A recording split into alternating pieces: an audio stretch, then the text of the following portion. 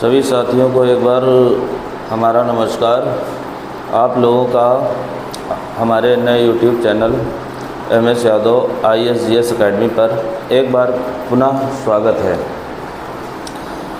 जैसा कि हमने आप लोगों से बोल रखा था कि अब हमारे वीडियो रोज़ आएंगे, तो आज उसी श्रृंखला का हम अगला अपना वीडियो लेके आए हुए हैं। इतिहास का ही वीडियो लेके आए हुए हैं। आप लोगों ने शायद हमारा जो है कल का वीडियो देखा होगा। कल के वीडियो में हमने जो प्राचीन भारतीय इतिहास है उसके एक सामान्य परिचय की बात की हुई थी। आज हम थोड़ा सा उस परिचय से आगे बढ़ेंगे और साथ साथ में कल जो हमने बातें की हुई थी उसका कुछ रिवीजन भी करने वाले हैं। तो सबसे पहले आप लोग हमको ये बताइए कि आप लोगों ने अगर कल हमारा वीडियो ये देखा हो तो उसमें क्या कमी रह गई थी और हमारे वीडियो में ऐसी कौन सी चीज़ है जो आपको दिक्कत कर रही है। जो भी समस्याएं हो वो आप लोग हमको बताइए। बाकी जैसा कि मैं देख रहा हूँ काफ़ी जो है हमारा वीडियो आप लोग देख रहे हैं, क्योंकि व्यू से पता लग जाता है कि किस प्रकार से जो है हमारा वीडियो देखा जा रहा है। साथ साथ में लोग लाइक भी कर रहे हैं और शेयर भी कर रहे हैं। जो लोग लाइक और शेयर नहीं कर रहे हैं उन लोगों से एक हमारी जो है रिक्वेस्ट है कि आप लोग जो है हमारे अगर वीडियो पसंद आते हैं तो आप उनको शेयर भी करें और लाइक भी करें। शेयर करने से क्या होगा कि लोगों की पहुंच तक जाएंगे। हो सकता है कि उन लोगों को इस टाइप के वीडियो ना मिले हों, तो हो सकता है कि उनकी तैयारी में थोड़ा सा इजाफा हो सके। तो बिना कुछ बात किए आज हम अपने जो है दूसरे चैप्टर पर आते हैं, जो प्राचीन भारत का ही चैप्टर है। आपको यहाँ पर बिल्कुल साफ साफ दिखाई पड़ रहा होगा। मैंने पूरी कोशिश की हुई है कि किसी हिसाब की जो है समस्या यहाँ पर न रहे। जैसे थोड़ा सा ये जो पोर्शन है यहाँ पर शाइनिंग रहती है, और आज हमने अपने कैमरे का फ्लैश जला रखा है, तो शायद इस जगह पर जहाँ ये हेरोडोटस लिखा हुआ है यहाँ पर शाइनिंग आएगी। मैं कोशिश पूरी करूँगा कि जहाँ पर शाइनिंग आ रही है उसको विधिवत मैं आपको बताता चलूँ। तो आइए बिना कुछ किए हुए ज़्यादा बात किए हुए हम अपना जो है नया ये वीडियो चालू करते हैं। जैसा कि हमने यहाँ पर लिख रखा है, दूसरा हमने चैप्टर रखा है प्राचीन भारतीय इतिहास के स्रोत। कल हमने इतिहास की आपको परिभाषा बताई थी कि अतीत काल की घटनाओं के जानने के साक्ष्यों को इतिहास कहा जाता है। तो साक्ष्य हमारे क्या थे, तो हमने बताया था कि साक्ष्य के तौर पर कोई किताब हो सकती है, कोई सिक्के हो सकते हैं, कोई अभिलेख हो सकते हैं, कोई शिलालेख हो सकते हैं, कोई भवन हो सकता है, या कोई जो है हमारी पृथ्वी में कोई अवशेष के रूप में चीज़ है। वो सब हमारे क्या हैं, साक्ष्य हैं। तो जैसा कि आप देख रहे होंगे उन्हीं साक्ष्यों का आज हमने जो है यहाँ पर बोर्ड में जिक्र किया हुआ है। अब ये जो जिक्र हमने किया हुआ है इनको हमको धीरे धीरे कैसे याद करना है। असल में ये विषय इतने बड़े होते हैं कि इनको हम याद नहीं कर सकते हैं। फिर भी एक हमारी कोशिश रहती है कि एक सिस्टमेटिक ढंग से यदि इन चीज़ों को हम लोग पढ़ें तो हो सकता है कि आपको जो है ये ज़्यादा समय तक याद रहें। और फिर याद करने की अगर बात आती है तो अगर हमको सिलेक्शन लेना है तो याद करना ही पड़ेगा। तभी महात्मा गांधी का एक नारा याद आता है, करो या मरो का। आप लोग ज़रा बताना ये करो या मरो का नारा किस आंदोलन के दौरान महात्मा गांधी ने दिया था। बहरहाल ये आधुनिक भारत का प्रश्न है, हमने बस ऐसे ही पूछ दिया हुआ है। आप लोग लेकिन बताइए ज़रूर, महात्मा गांधी का नारा है करो या मरो किस आंदोलन के दौरान दिया गया था। एक चीज़ और मैं आपसे कहना चाहता हूँ कि आप लोग थोड़ा सा कमेंट ज़रूर किया करिए। जो मैं प्रश्न पूछता हूँ उनके कमेंट में उत्तर ज़रूर दें। अगर आपको उत्तर नहीं आ रहा है तो आप हमसे कहिए कि बताइए इसका उत्तर क्या है, तो हम बताने का प्रयास करेंगे। लेकिन ये जिम्मेदारी आपकी बनती है। तो आइए देख लेते हैं प्राचीन भारतीय इतिहास के स्रोत। ये हमने यहाँ पर पूरा का पूरा एक रेखीय चित्र बना दिया हुआ है, रेखा के माध्यम से यहाँ पर बनाया हुआ है। तो इससे होगा क्या कि आपको ये देखने में छोटा लग रहा होगा। हमारा दिमाग भी कुछ चीज़ों के अनुरूप चलता है। अगर चीज़ें छोटी होती हैं तो उसको जल्दी ग्रहण करता है। तो सेम हमने वही चीज़ यहाँ पर की हुई है। शायद अगर मैं इन चीज़ों को लिखता तो आपको ये थोड़ा बोरियत भरा लगता है, लेकिन आपको ऐसा लग रहा होगा कि 2-4 शब्द लिखे हुए हैं, आराम से याद कर सकते हैं। तो प्राचीन भारतीय इतिहास के स्रोत के तौर पर हमने इन स्रोत को 3 भागों में बांटा हुआ है। कौन कौन से भाग बांटे हुए हैं? पहला एक हमने साहित्यिक स्रोत बताया हुआ है। साहित्यिक स्रोत के अंतर्गत ही हमारी जितनी किताब वगैरह हैं, बुक्स वगैरह हैं, ये यहाँ पर आ जाएंगी। उसके बाद हमने जो है यहाँ पर विदेशी यात्रियों का विवरण बांटा हुआ है। दूसरे नंबर पर ये हमारा दूसरी हेडिंग हमने डाल दी है, विदेशी यात्रियों का विवरण। इसमें जितने भी विदेशी यात्री हमारे रहे हैं इनका सबका हमने जिक्र किया हुआ है। और तीसरे नंबर पर हमने पुरातात्विक साक्ष्य की बात की हुई है। तो कुल मिला के हमने क्या किया हुआ है, जो हमारे साक्ष्य हैं हमने पूरे इतिहास को 3 भागों में बांट लिया हुआ है। साहित्यिक साक्ष्य हो जाएगा, विदेशी हमारे यात्रियों से मिलने वाले साक्ष्य हो जाएंगे, और ये हमारा पुरातात्विक साक्ष्य हो जाएंगे। कल हमने बात की थी इतिहास का जनक जो है हेरोडोटस को कहा जाता है। आप लोग हमको कमेंट के माध्यम से बताइए, हेरोडोटस को इतिहास का पिता किसने कहा था और हेरोडोटस कहाँ का रहने वाला था? ये चीज़ हमको आपको बतानी है। जो लोग हमारा निरंतर वीडियो देख रहे हैं शायद बताएंगे भी। तो आइए साहित्यिक साक्ष्य में देखते हैं कि क्या क्या है।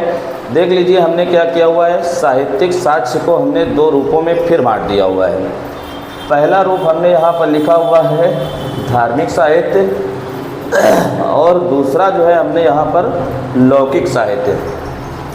2 रूपों में हमने इस साहित्य को बांटा हुआ है।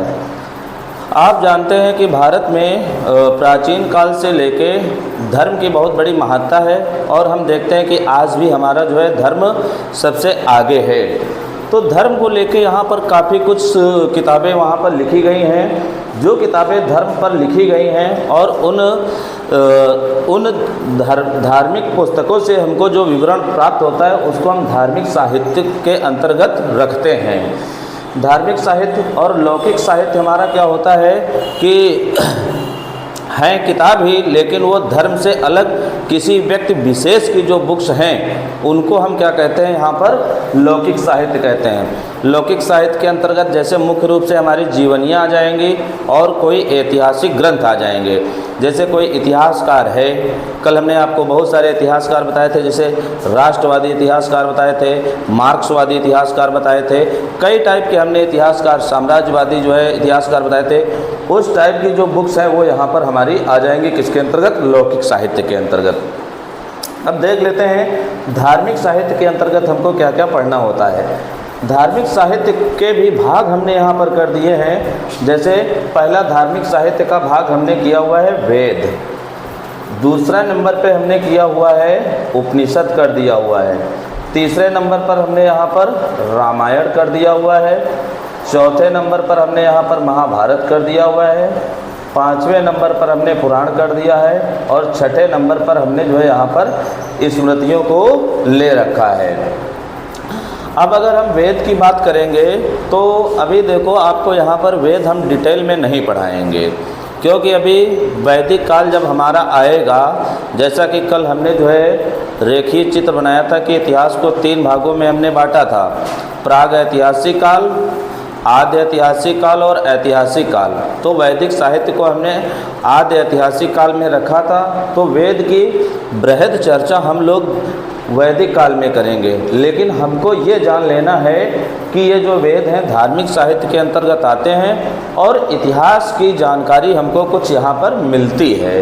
ध्यान रखिएगा, वेदों के जो संकलन करता है यानी उनको जो लिखने वाले हैं उनका नाम है महर्षि कृष्ण द्वैपायन वेद व्यास। ये हमने जो है पूरा नाम यहाँ नहीं लिखा है, थोड़ा सा जगह की कमी हो गई थी, तो आप लोग यहाँ पर महर्षि कृष्ण द्वैपायन के आगे वेद व्यास जरूर लिख लीजिए, वेद व्यास। आज थोड़ा सा कैमरे की लाइट है, लाइट होने के कारण क्या हो रहा है, थोड़ा आंखों पर प्रभाव ज़्यादा पड़ रहा है, तो हमको धुंधला सा दिखाई दे रहा है। कोई दिक्कत नहीं, लेकिन आपको जो है साफ दिखाई पड़ रहा होगा, तो आप लोग जो है नोट कर लीजिए। वेदों के संकलनकर्ता कौन है? महर्षि कृष्ण द्वैपायन वेद व्यास हैं। अगर हम वेदों की बात करेंगे तो वेदों की संख्या हमको 4 देखने को मिलती है। और 4 वेद हैं कौन कौन से? तो आपका एक ऋग्वेद हो जाएगा, सामवेद हो जाएगा, यजुर्वेद हो जाएगा और अथर्ववेद हो जाएगा। ध्यान रखिएगा, जो ये वेद है, वेद शब्द का अर्थ होता है हमारा ज्ञान। क्या होता है? ज्ञान। तो ये हमारे वेद जानकारी हमको इतिहास की देंगे। जैसे आपको एक दासराग युद्ध मिलेगा ना। बहरहाल हम इनको आगे भी पढ़ेंगे। तो ये हमारा पहला हो जाएगा वेद। उसके बाद हमारा हो जाएगा उपनिषद। उपनिषद का मतलब क्या होता है? वैसे ये वेदों का ही हमारे भाग होते हैं। उपनिषद क्या होते हैं? भाग होते हैं। जो लोग वेद वगैरह नहीं पढ़ पाते हैं, वो लोग करते क्या है कि अपना एक गुरु बनाते हैं और उस गुरु से वेद का ज्ञान लेते हैं। तो उसी को हम यहाँ पर क्या कहते हैं? उपनिषद कहते हैं। उपनिषद का मतलब होता है अपने गुरु के समीप बैठकर ज्ञान को प्राप्त करना, हमारा क्या कहलाता है? उपनिषद कहलाता है। उपनिषदों की संख्या हमको देखने को मिलती है 8। आपसे यहाँ पर डायरेक्ट क्वेश्चन ये बनता है, टोटल उपनिषदों की संख्या कितनी है? तो बताएंगे 108 है। वेद का भी क्वेश्चन आपका डायरेक्ट यहाँ से बनता है।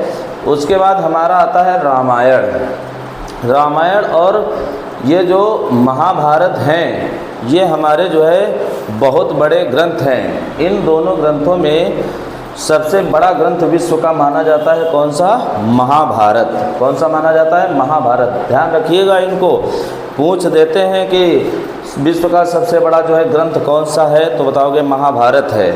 महाभारत के लेखक कौन हैं? वेद व्यास हैं। और रामायण के लेखक कौन हैं? महर्षि वाल्मीकि हैं। आमतौर पर ये जो नए बच्चे होते हैं इस प्रश्न को गलत कर देते हैं। अब अगर यहाँ पर पूछा जाता है रामायण के लेखक कौन है, तो जो बच्चे नए होते हैं वो गोस्वामी तुलसीदास का नाम लगा के चले जाते हैं, बल्कि उनकी क्या है? रामचरितमानस है। तो ये रामायण के लेखक आप याद कर लीजिए, महर्षि वाल्मीकि हैं। और महाभारत के लेखक कौन हैं? वेद व्यास हैं। और पूरे विश्व में सबसे बड़ा महाकाव्य कौन सा है? महाभारत है। तो ये हमारे 2 बड़े महाकाव्य हो जाएंगे। एक हो जाएगा महाभारत और दूसरा हो जाएगा रामायण। उसके बाद हमको 5वें नंबर पर मिलेगा कौन सा? पुराण। पुराण का मतलब होता है प्राचीन आख्यान, यानी प्राचीन समय में जो भी राजा हुए हैं उनका जो वर्णन हुआ है, उनको हम जिसमें समाहित किया गया उसको हम कहते हैं पुराण। पुराणों के लेखक हमारे लोमहर्ष और उनके पुत्र उग्रश्रवा हो जाएंगे। और ध्यान रखिएगा, पुराणों की संख्या हमारी कितनी है? 18 पुराण है। ये संख्या आपसे पूछी जाती है और इन पुराणों का जिक्र हम आगे चल के करेंगे और शायद हम आपको ये 18 पुराण बताएंगे भी। जैसे आपसे पूछ दिया जाता है सबसे पुराना पुराण कौन सा है, तो आप बताते हैं मत्स्य पुराण है। इस प्रकार से जो है आपको यहाँ पर करना है। उसके बाद हमारे ये नंबर आ जाएगा 7वें नंबर पर। सातवां नहीं, पहला हो गया, दूसरा हो गया, तीसरा हो गया, चौथा हो गया और ये हमारा 5वां हो गया। ये हमारा छठे नंबर पर हमारी आ जाएंगे स्मृतियाँ। स्मृतियाँ क्या हैं ये देख लीजिए, हमने लिखा है धर्मशास्त्र हैं। पुराने समय में जो लोग हमारे यहाँ पर रहते थे, जैसे आजकल हम लोग रह रहे हैं तो संविधान पे चलते हैं, ऐसे ही पुराने समय में हमारे जो समाज के नियम कानून जो बनते थे वो स्मृतियों में ही बनते थे। जैसे सबसे पुरानी स्मृति हमारी मानी जाती है कौन सी? मनुस्मृति। अगर मनुस्मृति ऑप्शन में नहीं होता है तो याज्ञवल्क्य स्मृति। तो ये स्मृतियां हैं, बहुत सारी यहाँ पर स्मृतियों की रचना हुई है। जैसे मनुस्मृति हो गई है, याज्ञवल्क्य स्मृति हो गई है, नारद स्मृति हो गई है, देवल स्मृति हो गई है। धीरे धीरे लोगों को लगा कि ये स्मृतियों में जो भी नियम कानून वगैरह बताए गए हैं ये थोड़ा सा आज के समाज से अलग हैं, इस वजह से धीरे धीरे इनका क्या हुआ है? प्रचलन ख़त्म हो गया है। बहरहाल घरों में इनका प्रचलन आज भी देखने को मिलता है और ख़ास तौर से महिलाओं के सेक्टर में ये देखने को मिलता है। जैसे महिलाओं के क्षेत्र में मनुस्मृति जो है ये काफ़ी जो है मायने रखती है। चलिए कोई दिक्कत वाली बात नहीं है, जो है उसको हमको पढ़ना ही है। अब यहाँ पर क्या होता है? धार्मिक साहित्य में हमारी धार्मिक धाराएं होती हैं, कितनी? 3 धाराएं होती हैं। एक धारा हमारी होती है वैदिक धारा, दूसरी धारा होती है हमारी जैन धारा और तीसरी धारा होती है बौद्ध धारा। अगर हम इन 3 धाराओं में अगर हम देखते हैं तो शायद हमने वैदिक धारा की यहाँ पर बात कर ली हुई है। वैदिक काल को हम 2 भागों में पढ़े थे कल, एक हमने पढ़ा था ऋग्वैदिक और दूसरा पढ़ा हुआ था उत्तर वैदिक। क्या आप लोग बता सकते हैं संपूर्ण वैदिक काल का समय हमने कितना पिछले वीडियो में बताया हुआ था? जिन लोगों ने नोट्स बनाया होगा शायद वो लोग हमको कमेंट के माध्यम से ये डेट बताएंगे, और जिन लोगों ने और अच्छे से पढ़ा हुआ है वो लोग हमको ज़रा पूर्व ऋग्वैदिक काल और उत्तर ऋग्वैदिक काल की डेट बताने का प्रयास करें। हो सकता है कि आपको याद आ रहा हो।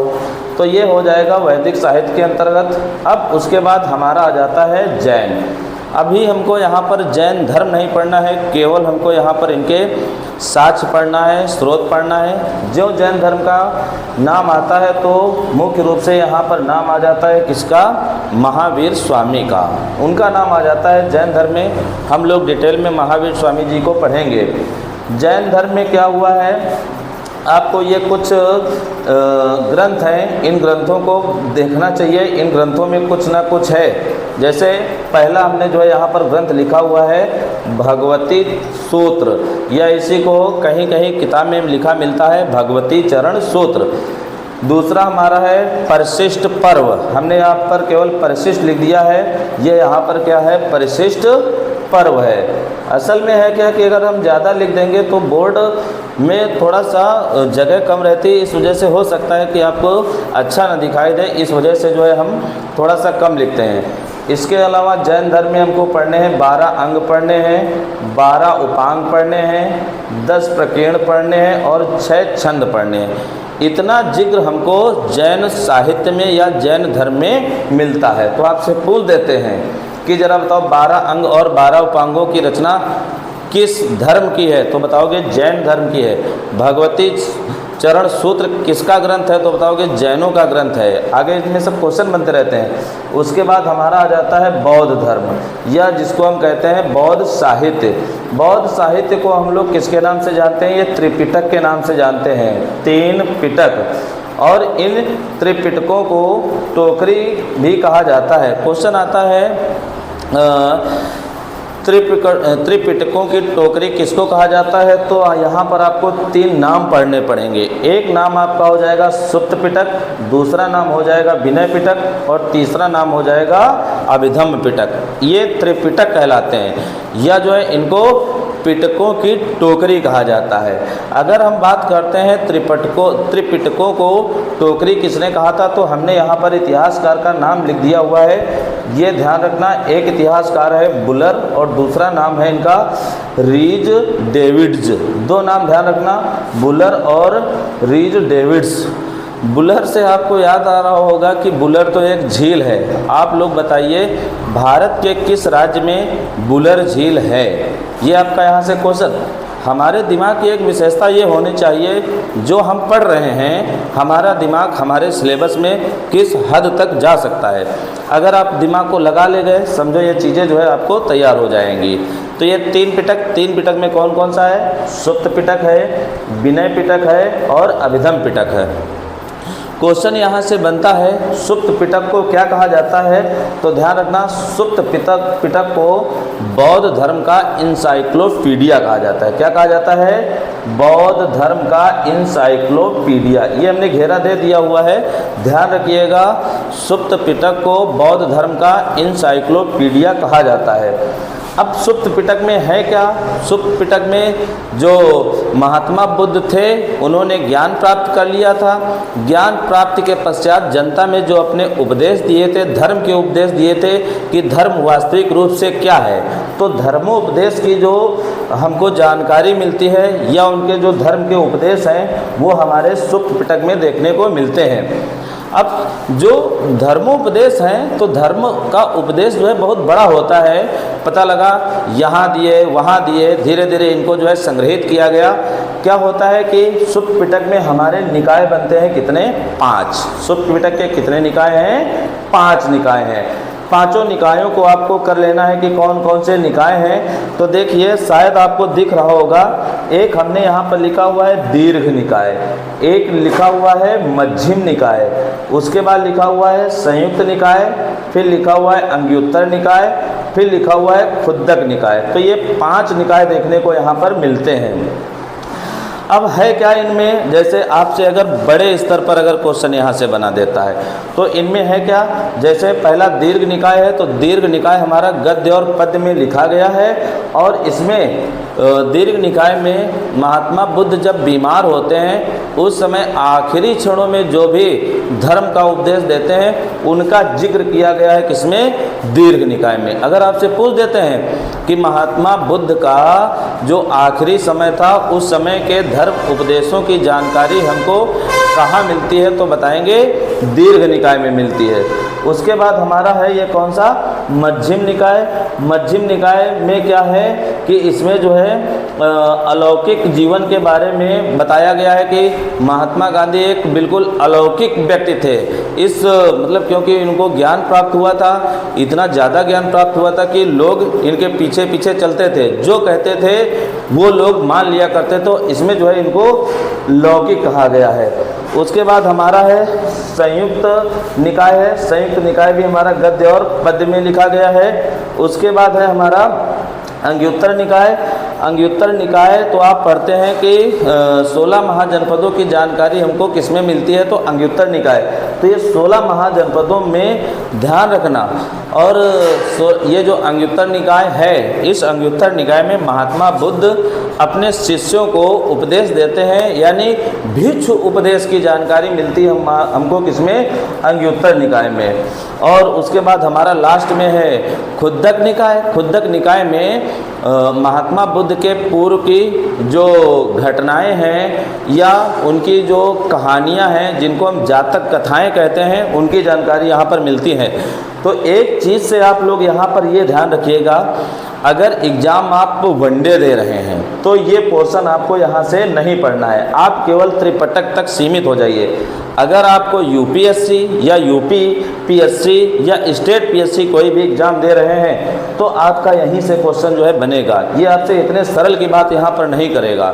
तो ध्यान रखना, ये आपको 5 निकाय यहाँ से पढ़ लेने हैं। जो जिस हिसाब से हम बताते जाएं उस हिसाब से करिए, क्योंकि ये जो चीज़ें हम आपको दे रहे हैं साधारण रूप से मिलने वाली नहीं हैं। हाँ, इतना हम कह सकते हैं कि भाई चैनल हमारा छोटा है, बोर्ड हमारा जो है ये लकड़ी का बना हुआ है, डिजिटल बोर्ड है नहीं, थोड़ा सा मेंटेनेंस की दिक्कत है। हो सकता है कि आपको इंटरेस्ट ना रहा हो, लेकिन जो है इसका मैटर आपको ये ठीक ठाक मिलेगा। कभी भी अन्य चीज़ों से, अन्य जो आपके पास सोर्स हैं उनसे तुलना करिए, तो हो सकता है कि आपको यहाँ पर चीज़ें नहीं मिलें, वहाँ पर चीज़ें ना मिलें, लेकिन यहाँ पर चीज़ें मिलें। बहरहाल इनका जिक्र हम लोग जो है आगे भी और करने वाले हैं। ये एक हमने सरल बिल्कुल रूप लेके चले हैं, धीरे धीरे धीरे धीरे इनको जो हम और लेवल में करते चले जाएंगे। तो जो लोग सिविल वगैरह की तैयारी कर रहे हैं वो लोग हमसे जुड़े ज़रूर रहें और साथ साथ में हमारे वीडियो को शेयर ज़रूर करते रहें। उसके बाद आगे आ जाते हैं, एक हमारा जो है ये पिटक है जिसको हम कहते हैं विनय पिटक। ये बहुत इम्पॉर्टेंट पिटक है। विनय पिटक में क्या है कि जो महात्मा बुद्ध के शिष्य थे, मठों पर रहते थे, तो महात्मा बुद्ध उनको ये बताया करते थे कि तुमको किस हिसाब से, किस अनुशासन में रहना है। क्योंकि अगर अनुशासन में नहीं रहोगे तो जनता, जो पब्लिक है, देखेगी कि इनके शिष्य ही इस टाइप के हैं, तो यहाँ का कोई मतलब नहीं। तो महात्मा बुद्ध ने अपने शिष्यों को बहुत टाइट करके रखा हुआ था कि आपको बहुत अनुशासन में रहना है। तो विनय पिटक में क्या है कि जो मठ के निवासी हैं इनके अनुशासन के बारे में बात यहाँ पर की गई है। उसके बाद अगला हमारा जो है ये पिटक है तीसरे नंबर का, अभिधम पिटक। पहले नंबर पर ये हो जाएगा हमारा कौन सा, सुप्त पिटक नंबर 1। नंबर 2 पे हो गया हमारा विनय पिटक। नंबर 3 पे हो गया अभिधम पिटक। अभिधम पिटक में क्या है, बौद्धों, जो हमारे बौद्ध मत हैं इनकी दार्शनिक व्याख्या की गई है। महात्मा बुद्ध ने जो भी अपने मत दिए थे उनको एक दर्शन से जोड़ा गया था कि किस हिसाब से जो है हमारे उपदेश हैं इनको आप कैसे लागू कर सकते हैं। तो कुल मिला के इसमें क्या है, बौद्ध मतों की हमको जो है दार्शनिक व्याख्या मिलती है किसमें, अभिधम पिटक में। तो सुप्त पिटक हो गया, विनय पिटक हो गया और अभिधम पिटक हो गया। सुप्त पिटक के 5 निकाय हो गए, दीर्घ निकाय हो गया है, मध्यम निकाय हो गया, संयुक्त निकाय हो गया, अंगुत्तर निकाय हो गया और कौन सा, खुद्दम हो गया है, खुद्दक। ये हमारे 5 निकाय हो गए। उसके बाद अगर हम यहाँ पर बात करेंगे लौकिक साहित्य की, हमने बताया लौकिक साहित्य क्या होता है, कोई भी लेखक जब स्वयं किताबें लिखता है, जैसे कहीं पर गया लेखक, वहाँ पर जो उसने देखा उसको लिखा, उसको हम क्या कहते हैं, लौकिक साहित्य। लौकिक साहित्य के अंतर्गत ऐतिहासिक ग्रंथ आ जाएंगे और जीवनियाँ आ जाएंगी। अब जीवनियाँ तो हमको यहाँ पर नहीं पढ़नी होती हैं क्योंकि इतने लोग हुए हैं, इतने ज़्यादा लोग हुए हैं, हम किसकी किसकी जीवनी पढ़ें, तो इस वजह से हम जीवनियाँ नहीं पढ़ते हैं। ध्यान रखना, हमको क्या पढ़ना पड़ता है, ऐतिहासिक ग्रंथ। ऐतिहासिक ग्रंथों की संख्या तो बहुत है, लेकिन स्रोत के तौर पर हमने जो है यहाँ पर बहुत ही कम जो है ऐतिहासिक ग्रंथों की बात की हुई है, क्योंकि अगर हम ज़्यादा अगर बात करते हैं तो आपको ये चीज़ें दिक्कत भरी हो जाती है, हम ये वीडियो लंबा हो जाता है, इस वजह से हमने जो है इनकी कम बात की है। अब ऐसा नहीं कि हम इनको बताएंगे नहीं, धीरे धीरे हम इनको बताएंगे, आपको पता भी नहीं चलेगा कि कब इतने ज़्यादा ग्रंथ हमने पढ़ लिए हैं और पढ़ाई भी हो जाएगी। तो पहला जो है ऐतिहासिक ग्रंथ हम लोग देखेंगे अर्थशास्त्र। बहुत ही चर्चित जो है ये हमारा ग्रंथ है अर्थशास्त्र। किसने लिखा था ये अर्थशास्त्र को, तो सभी को पता है कि ये जो है कौटिल्य ने लिखा था। आप लोग एक हमको बात बताइए, भारतीय इतिहास में कौटिल्य को और किस नाम से जाना जाता है, और साथ साथ में बताइए जो ये अर्थशास्त्र रचना है ये किस समय की रचना है, इसका हमको वंश बताइए, किस समय में लिखी गई थी और कौटिल्य को किस नाम से जाना जाता है। और एक और यहीं से प्रश्न आपका रहेगा, इसका हमको विषय वस्तु भी बताइए, इसकी विषय वस्तु क्या है, यानी इसमें किसके बारे में जिक्र किया गया है, क्या क्या इसमें लिखा हुआ है। उसके बाद है मुद्रा राक्षस। आप लोग सब लोग जानते हैं कि विशाख दत्त की मुद्रा राक्षस है। उसके बाद है अष्टाध्यायी। अष्टाध्यायी किसकी है, पाणिनि की है, व्याकरण पर लिखी गई ये ग्रंथ है अष्टाध्यायी। उसके बाद है हर्षचरित, बहुत इंपॉर्टेंट है, आप लोग जरा बताएं हमको हर्षचरित के लेखक कौन हैं, बहुत इंपॉर्टेंट बुक है। उसके बाद है मालविकाग्निमित्रम, ये जो है कालिदास की है। उसके बाद है स्वप्नवासव दत्ता, ये जो है भास की है। लिख दें क्या यहाँ पर, ये कालिदास, ये कालिदास की हो जाएगी, ये हमारे भास की हो जाएगी। उसके बाद है राजतरंगिणी। राजतरंगिणी किसकी है, ये कल्हड़ की है, याद रखिएगा। और उसके बाद हो जाएगी हमारी कौन सी, विक्रमांक देव चरित। विक्रमांक देव चरित के लेखक कौन हैं, विल्हड़ हैं। कौन है, विल्हड़ हैं। तो ये एक पोर्शन तो हमारा जो है इस रूप से तैयार हो गया। कौन सा, साहित्यिक साक्ष्य तो हमको मिल गए हैं कि इतिहास के बारे में हमको कौन कौन से ऐसे पुस्तकें हैं जो हमको इनके साक्ष्य के तौर पर प्रमाण देती हैं कि हाँ ऐसा इस रूप से हुआ है। तो ये हमारा हो गया धार्मिक साहित्य और लौकिक साहित्य। आइए आगे की हम बात करते हैं विदेशी यात्रियों का विवरण।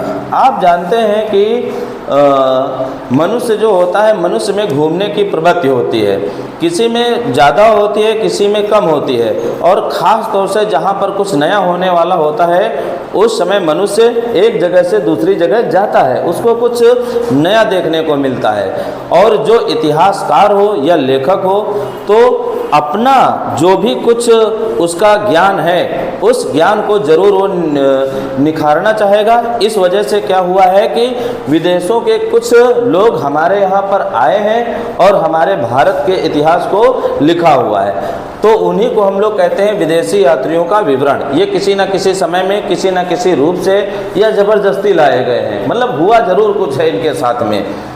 सबसे पहले विदेशी यात्रियों में हमको देखने को मिलते हैं कौन से, यूनानी लेखक। और शायद कल हमने बताया था कि इतिहास लेखन का सबसे पहले जो भी प्रयास हुआ था किसने किया हुआ था, यूनानी लेखकों ने किया था। आप लोग हमको ज़रा बताएं कौन कौन से यूनानी लेखकों की हमने यहाँ पर बात की हुई थी कल के वीडियो में। जो बता ले गया हम ये समझेंगे कि वो हमारा वीडियो देख रहा है, भले ही आप देखकर उसको बताइए या फिर जो अपने नोट्स बनाए हो उससे देखकर बताइए। बहरहाल आपको बताना है यूनानी लेखकों के नाम। कुछ नाम तो यहीं पर देखने को मिल जाएंगे। यूनानी लेखकों में आपको जो है पढ़ना है सिकंदर के पूर्व, यानी जब सिकंदर भारत में नहीं आया था। सिकंदर भारत में आता है ना, आपको पता है जब इधर चंद्रगुप्त मौर्य का शासन होता है उसी समय ये हमारा जो है सिकंदर भारत पर आक्रमण करता है। तो सिकंदर के पहले कौन आता है, सिकंदर के साथ में कौन आता है और सिकंदर के बाद में कौन आता है। मतलब ये सिकंदर बहुत ही महान शासक था।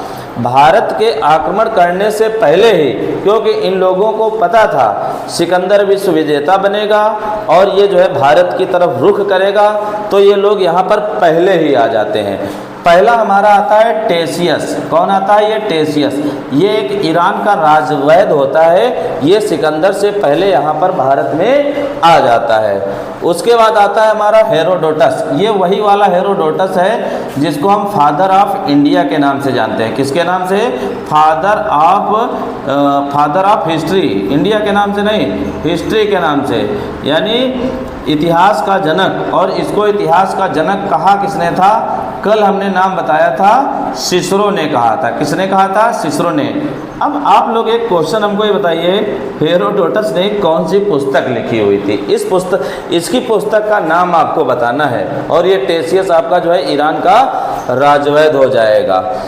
उसके बाद सिकंदर के समकालीन या सिकंदर के साथ आने वाले हमारे कौन कौन से लेखक हैं, और इसको आप लोग इम्पॉर्टेंट लगा लीजिए।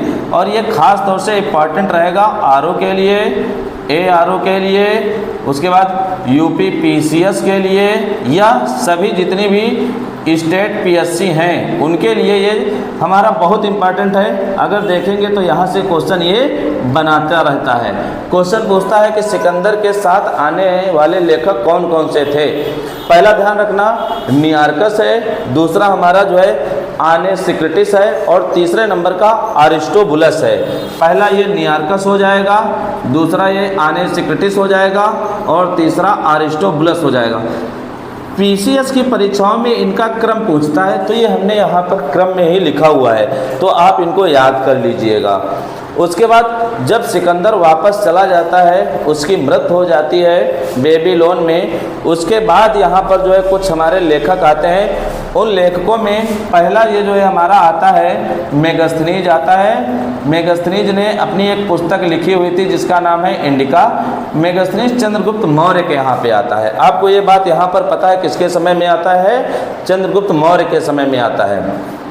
उसके बाद दूसरा आता है डायमेकस, और डायमेकस ये हमारा किसके समय में आता है? ये आता है बिंदुसार के समय में। किसके समय में? बिंदुसार। और ये बिंदुसार लड़का किसका है? चंद्रगुप्त मौर्य का लड़का है। यहीं पर आपको जिक्र मिलेगा, ये अंगूरी मदिरा मंगाता है और सूखी अंजीर मंगाता है और दार्शनिक मंगाता है। तो ये कहता है कि भैया हमारे यहाँ पर दार्शनिकों का आदान प्रदान नहीं होता है। उसके बाद आता है सिकंदर के बाद में हमारा डायोनिसस। ये डायोनिसस अशोक के समय में आता है। किसके समय में? अशोक के समय में। उसके बाद अशोक के बाद हमारा जो है मौर्योत्तर वंश चालू होता है। मौर्योत्तर वंश के समय में एक हमारा आता है टालमी। टालमी की एक प्रसिद्ध रचना है जिसका नाम है, याद रखिएगा, जियोग्राफी। क्वेश्चन आता है जियोग्राफी पुस्तक के लेखक कौन है? तो बताओगे टालमी है। और कल हमने इस लेखक की बात की हुई थी, किसकी? टालमी की। उसके बाद हमारा आता है प्लिनी। प्लिनी ने एक किताब लिखी थी जिसका नाम है नेचुरल हिस्ट्री। नेचुरल हिस्ट्री ये किताब जो है किसकी है? प्लिनी की है। इम्पॉर्टेंट है, आपसे यहाँ से पूछे जाते हैं प्रश्न। तो इस हिसाब से ये यूनानी लेखक आते हैं। उसके बाद चीनी लेखक आते हैं। चीनी लेखक कहाँ से आएंगे? ये चीन से आएंगे। चीनी लेखकों में दो लेखक या दो जो हमारे राजकुमार हैं या यहाँ पर जो आए हुए हैं, ये बेहद इम्पॉर्टेंट है। परीक्षाओं में क्वेश्चन इनसे बनाते रहते हैं। एक हमारा फायान आएगा और एक हमारा ह्वेनसांग आएगा। फायान आता है किसके समय में? विक्रमादित्य, जो चंद्रगुप्त थे विक्रमादित्य, ये चंद्रगुप्त विक्रमादित्य के समय आएगा। और ये हमारा जो है हर्षवर्धन के समय में आएगा। तो ये क्वेश्चन आपसे यहाँ पर बनाते हैं, फायान और ह्वेनसांग। उसके बाद हमारा इत्सिंग आता है और उसके बाद हमारा जो है ये संयुग्मन आता है। तो ये कम से कम आप जो है हमारे पास ये कम से कम आप चार में दो तो आप याद ही रखिए। बाकी यहाँ पर यात्री कई आते हैं चीन से, जिनकी संख्या हमारे पास 9 देखने को मिलती है। अब आपको 9 यहाँ पर ज़रूरत नहीं करने, जब आपका काम फायान और हुएंगसान से चल रहा है तो उनको लिखने का कोई वजूद नहीं बनता है भाई, ठीक।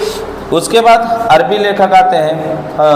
कल हमने बताया था कि इतिहास लेखन का जो दूसरा चरण चालू होता है वो अरबी लेखकों में चालू होता है।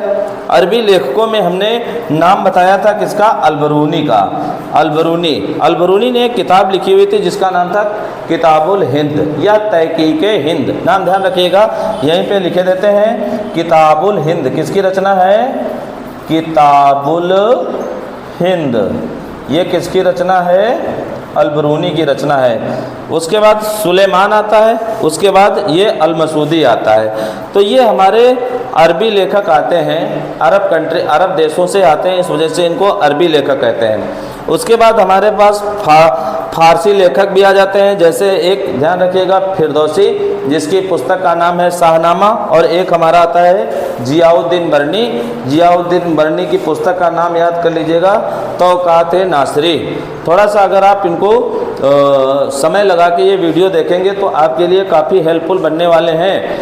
यहाँ पर बहुत सारे प्रश्नों की बात हुई है, लिखा ये ज़रूर छोटे रूप में है, लेकिन यहाँ पर बहुत सारे प्रश्नों की बात हो चुकी है। समझने वाले लोग समझ रहे होंगे कि हाँ बहुत सारा जो है जिक्र यहाँ पर हुआ है। उसके बाद आगे हम आ जाते हैं, दूसरे नंबर के हमारे हो गए कौन से, विदेशी यात्रियों का विवरण। उसके बाद हम आ जाते हैं पुरातात्विक साक्ष्य। पुरातात्विक साक्ष्य क्या होते हैं, जो हमको खुदाई के दौरान मिले हुए हैं। हमारे यहाँ पर एक पुरातत्व विभाग है। पुरातत्व विभाग करता क्या है कि प्राचीन समय के जो भी साइट्स हैं, स्थल हैं, उनको खोदने का काम करता है और देखता है कि यहाँ पर कौन कौन सी चीज़ें हमको हैं, या ये लोग किस हिसाब से अपना जो है जीवन यापन करते थे, किस हिसाब से अपनी अर्थव्यवस्था चलाते थे, उन सब का जिक्र यहाँ पर देखने को मिलता है। पहले नंबर पर पुरातात्विक साक्ष्यों को हमने कुछ यहाँ पर बांट रखा है। पहला नंबर हमने अभिलेखों का दिया है, दूसरा नंबर हमने मुद्राओं का दिया हुआ है, तीसरा नंबर स्मारक और भवनों का दिया हुआ है, उसके बाद हमने मूर्तियों का नंबर दिया, उसके बाद चित्रकला का नंबर दिया हुआ है। अगर बात अभिलेखों की आती है तो भारत में जो अभिलेखों की परंपरा चालू होती है वो अशोक के समय में चालू होती है। लेकिन अगर हम अशोक से पहले की अगर बात करते हैं तो आपको एक अभिलेख पता होना चाहिए जिसका नाम है बोगाज-कोई अभिलेख। बोगाज-कोई अभिलेख। इस अभिलेख को हम लोग कहते हैं एशिया माइनर का अभिलेख। क्या कहते हैं, एशिया माइनर का अभिलेख। एशिया माइनर ये आजकल बोगाज-कोई अभिलेख हमारा कहाँ पर है, तुर्की में है। और आप लोग जानते हैं तुर्की को यूरोप का मरीज कहा जाता है, और तुर्की की राजधानी क्या है, ये अंकारा है। क्या राजधानी इसकी, अंकारा, और मुद्रा इसकी यहाँ पर क्या है, लीरा। तो ये थोड़ा सा हमने तुर्की के बारे में अलग से बता दिया हुआ है, उससे लेना देना है नहीं। बहरहाल आपको जो है बोगाज-कोई अभिलेख या एशिया माइनर का अभिलेख ध्यान रखना है। इस अभिलेख में 4 देवताओं का जिक्र होता है, जो ये क्वेश्चन हमारा ये पीसीएस यहाँ से बना ही देता है। तो 4 देवता याद कर लीजिएगा, इंद्र, दूसरे मित्र, तीसरे वरुण और चौथे नासत्य। इन देवताओं का क्रम आपसे पूछा जाता है। बोलते हैं कि जो हमारा बोगाज-कोई अभिलेख है, बोगाज-कोई अभिलेख में देवताओं का सही क्रम क्या है। तो ध्यान रखिएगा, पहला देवता इंद्र हो जाएगा, दूसरा मित्र हो जाएगा, उसके बाद वरुण हो जाएगा, उसके बाद नासत्य हो जाएगा। और वैदिक काल में इंद्र देवता हमारे सर्वोपर देवता थे, जिनके लिए 250 सूक्तों का वर्णन देखने को यहाँ पर मिलता है। बहरहाल जब हम लोग वैदिक काल में चलेंगे तो अधिकांश देवताओं के सूक्त वगैरह हम बताएंगे, क्या उनकी भूमिका थी क्या नहीं थी, उन सब की जानकारी होगी। अब अशोक के समय से हमको अभिलेखों की जानकारी मिलती है।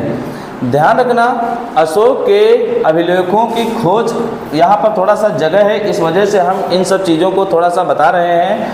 आपसे पूछता है अशोक के अभिलेखों की खोज किसने की और इसको पढ़ा किसने।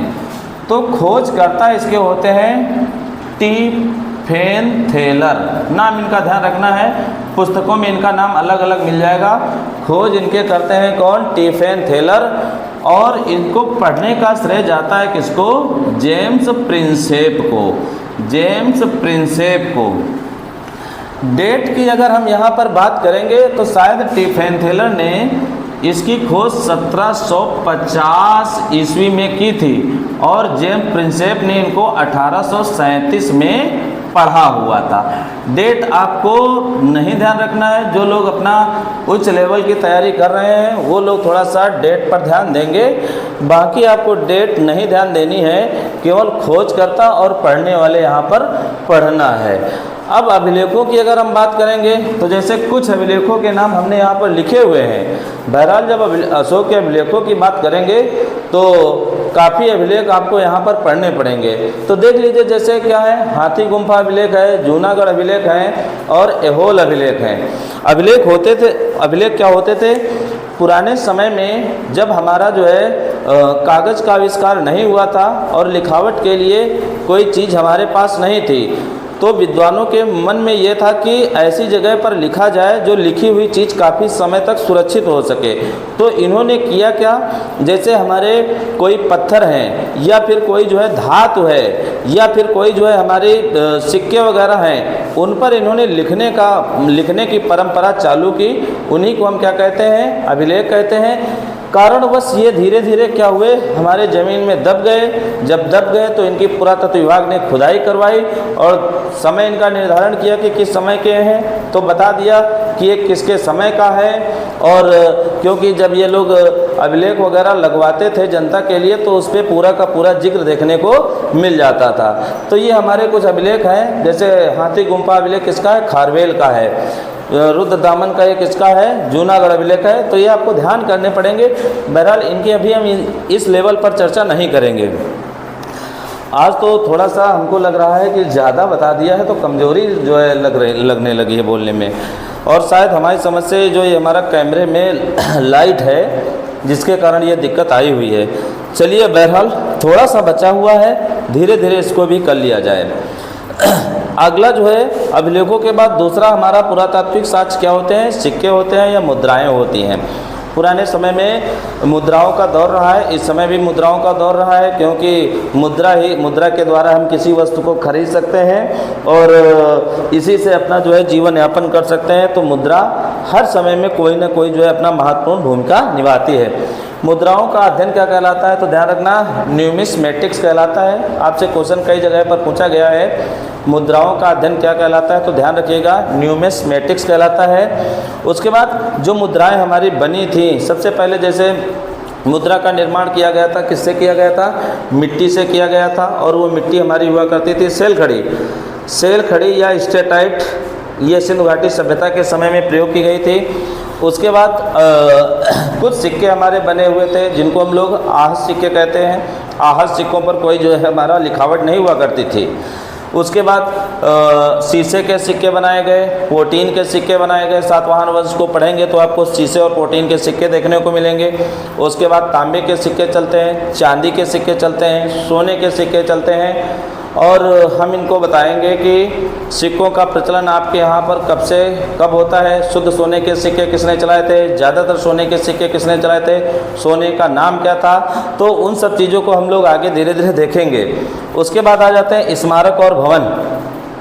पहले के लोग जैसे आजकल हम लोग रहते हैं तो अपने भवनों का निर्माण करते हैं और बड़े बड़े स्मारकों का निर्माण करते हैं, ऐसे ही पुराने समय में हमारे यहाँ पर भवन और स्मारक हुआ करते थे, लेकिन उनकी संख्या क्या है? थोड़ा सा कम है। कुछ गिने चुने ही नाम मात्र हमको जो है स्मारक और भवन मिलते हैं। स्मारक और भवन में अंतर क्या होता है? स्मारक का मतलब ये होता है कि ऐसी कोई इमारत जो एक प्रकार से किसी न किसी समय की याद दिलाए, उसको हम क्या कहते हैं? स्मारक। यानी काफ़ी समय तक चलने वाला भवन को हम क्या कहते हैं? स्मारक कहते हैं।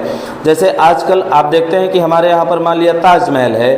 ताजमहल मुग़लों के समय का बनाया हुआ है, लेकिन उसका रख रखाव कर रहे हैं, तो वो एक हमारा स्मारक भवन के अंतर्गत आ जाएगा। और आप देखते हैं कि पर्यटन का विकास होने के कारण यहाँ से हमको जो है काफ़ी अच्छा खासा जो है रेवेन्यू भी मिल जाता है, जिससे किसी भी राज्य का जो हमारा आर्थिक स्थिति है वो मजबूत हो जाती है। तो देख लेते हैं यहाँ पर कौन कौन से हमको भवन वगैरह मिलते हैं, कौन कौन से स्मारक वगैरह मिलते हैं। जैसे अगर हम भवनों की बात करेंगे तो हड़प्पा कालीन घर हो जाएंगे, क्योंकि जब हम सिंधु घाटी सभ्यता पढ़ते हैं तो उनके घरों में हम देखते हैं कि कहाँ क्या मिल रहा है, किस टाइप का जो है इसमें व्यवस्था है। उसके बाद चंद्रगुप्त मौर्य का जो है लकड़ी का घर मिल जाएगा। चंद्रगुप्त मौर्य का लकड़ी का घर कहाँ पर बना हुआ था? पाटलिपुत्र में बना हुआ था। आपको जहाँ तक कि याद होगा, पाटलिपुत्र जो वर्तमान में किसके नाम से जाना जाएगा? पटना के नाम से जाना जाएगा। लेकिन एक बात ध्यान रखिए, आज भी जो है पटना स्टेशन अलग है और पाटलिपुत्र स्टेशन अलग है। और पाटलिपुत्र का पुराना नाम आपको देखने को मिल जाएगा क्या? कुसुमपुर, जिसकी स्थापना कौन करेगा? उदयन करेगा, है ना। तो ये चीज़ आपको यहाँ से थोड़ा सा ध्यान रखनी है। उसके बाद उदयन का भी घर मिल जाएगा। उदयन का घर कहाँ होता है? कौशाम्बी में होता है। कौशाम्बी ये इलाहाबाद के आसपास का क्षेत्र होता है। इस समय कौशाम्बी हमारा जिला है। उसके बाद स्मारक के तौर पर हमको जो है मंदिर शैलियाँ मिल जाएंगी। आप देखते हो कि कितने पुराने मंदिर हमारे यहाँ पर हैं, तो हमारे किसके अंतर्गत आएंगे? स्मारक के अंतर्गत आएंगे। जैसे मंदिरों का निर्माण हमारा गुप्त काल से चालू होता है। गुप्त काल में एक बड़ा प्रसिद्ध मंदिर है, कौन सा? झांसी का दशावतार मंदिर, कानपुर का जो है भीतर मंदिर, भीतर गांव का मंदिर, ये मंदिर मिलेंगे। मंदिर निर्माण की 3 शैलियां हैं, एक द्रविड़ है, एक नागर है, एक बेसर है। बहरहाल ये जो है इनकी शैलियां हम लोग जो है जब मंदिर बनना भारत में चालू होंगे वहाँ पर बात करेंगे, क्योंकि हमको ये थोड़ा सा बड़े स्तर पर बताना है कि कहाँ पर मंडप है, कहाँ पर गोपुरम है, ये सब चीज़ें आपको लेकर चलनी है। तो कुल मिला के हमको यहाँ पर स्मारक और भवन कुछ इस टाइप से देखने को मिलते हैं। उसके बाद हमको मूर्तियाँ मिलती हैं, क्योंकि हर समय में मूर्तियों का निर्माण होता रहता है। मूर्तियों का निर्माण हमारा कुषाणों के समय से होता है। कुषाणों के समय में सबसे पहले जो मूर्तियां हमारी बनती हैं वो मथुरा में बनती हैं, तो मथुरा हमारा मूर्ति कला निर्माण का केंद्र हो जाएगा। और मथुरा में जो मूर्तियां बनेंगी वो विदेशी कला से प्रभावित होंगी, यानी भारत की कला उन जो है मूर्तियों पर नहीं मिलेगी, विदेशियों की मिलेगी। लेकिन गुप्त काल के अंतर्गत अगर हम आ जाएंगे तो हमको जो है हमारे देश की मूर्ति कला देखने को मिलती है। उसके बाद चित्रकला। चित्रकला क्या है कि कोई जो है हमारा भवन है या फिर कोई जगह है तो उस पर जो है विभिन्न प्रकार की चित्रकारी करना, वो हमारी क्या कहलाती है? चित्रकला कहलाती है। चित्रकला इस वजह से बनाई जाती है क्योंकि आकर्षण का एक हमारा केंद्र हो। उन चित्रकलाओं में मुख्य रूप से ये अजंता की गुफाएं आपने पढ़ा होगा, अजंता एलोरा इस महाराष्ट्र में पड़ती हैं। उसके बाद हमारा ये मरणासन राजकुमारी की जो चित्रकला बनाई गई है, कैसे क्या है वो हमको यहाँ पर पढ़ना होती है। तो कुल मिला के आज ये हमारा प्राचीन भारतीय इतिहास के स्रोतों की जानकारी हमने यहाँ पर दे दी है। बाकी अगला जो है हमारा वीडियो कल का संभवतः हम प्राचीन भारत को लेके ना आए, हो सकता है कि हम ये जो है मध्यकालीन भारत को लेके आएंगे। तो आप लोग वीडियो देखिए, जो भी कमियां रह गई हैं उन कमियों को बताइए, जो आपसे प्रश्न पूछे गए हैं उन प्रश्नों का उत्तर दें। और साथ साथ में आप लोगों से एक रिक्वेस्ट है कि हमारे इन वीडियो को लाइक और शेयर ज़रूर करिए। धन्यवाद। जय हिंद, जय भारत।